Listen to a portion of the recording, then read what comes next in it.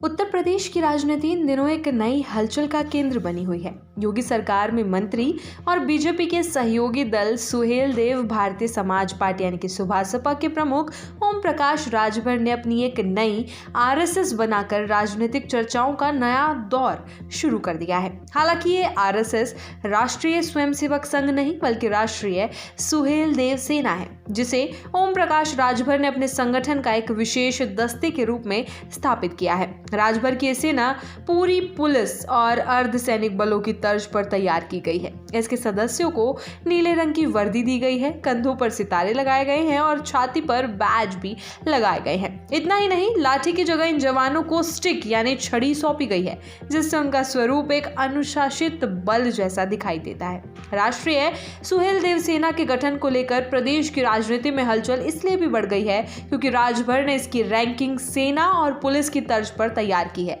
इसमें commander, CO, DSP, SI और inspector जैसे पद नाम शामिल किए गए हैं।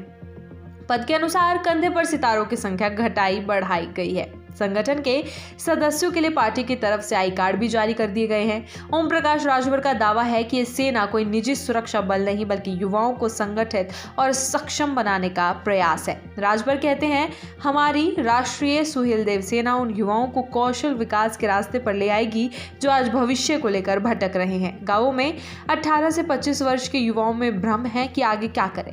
हम उन्हें ट्रेनिंग देकर सही दिशा दिखाना चाहते हैं। राजभर के अनुसार ये सेना सुभासपा के कार्यक्रमों और रैलियों में व्यवस्था व सुरक्षा का जिम्मा भी संभालेगी। पहले उनकी पार्टी ने सुहेलदेव सेना बनाई थी, लेकिन तब वर्दी नहीं दी गई थी। लोग पीला गमछा और टी शर्ट पहनते थे। इस बार राजभर ने इसे आधिकारिक रूप से लॉन्च किया है और कहा है कि यह संगठन युवाओं के विकास और सामाजिक जिम्मेदारियों को निभाने में भूमिका निभाएगा। राजभर बताते हैं कि राष्ट्रीय सुहेलदेव सेना में सदस्यता अभियान तेजी से चल रहा है। शुरुआती तौर पर पूर्वांचल के 22 जिलों में इसकी शुरुआत की गई है।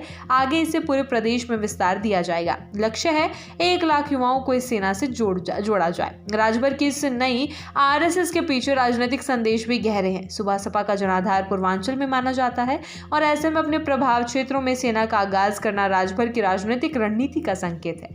विशेषज्ञों का कहना है कि कदम राजभर को अपनी राजनीति मजबूत करने और प्रदेश में अलग अलग पहचान स्थापित करने में मदद कर सकता है। हालांकि इस सेना को लेकर कई सवाल भी उठ रहे हैं। क्या ये अर्धसैनिक जैसा संगठन राजनीतिक स्तर पर नई बाधाएं खड़ी करेगा? क्या इसकी गतिविधियां प्रशासनिक ढांचे से टकरा सकती हैं? क्या ये कदम चुनावी रणनीति का हिस्सा है?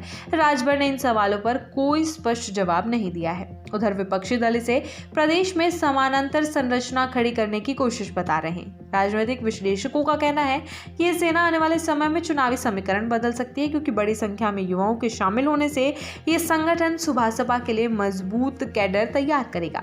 राजभर भले ही इसे सामाजिक और कौशल विकास का मंच बता रहे हो, लेकिन इसकी वर्दी, रैंक और अनुशासनिक ढांचा इसे एक पूर्ण यूनिट का रूप देता है। इससे ये भी अटकलें लगने लगी हैं कि राजभर अपनी राजनीतिक ताकत को एक कैडर आधारित संरचना में बदलना चाहते हैं, जैसा कि कई अन्य क्षेत्रीय दल पहले कर चुके हैं। फिलहाल राष्ट्रीय सुहेलदेव सेना का यह आगाज राजभर को राजनीतिक सुर्खियों में ले आया है। आने वाले महीनों में यह देखना दिलचस्प होगा कि ये नई आरएसएस प्रदेश की राजनीति में क्या प्रभाव डालती है और क्या राजभर का ये प्रयोग युवाओं को जोड़ने में कितना सफल हो पाता है।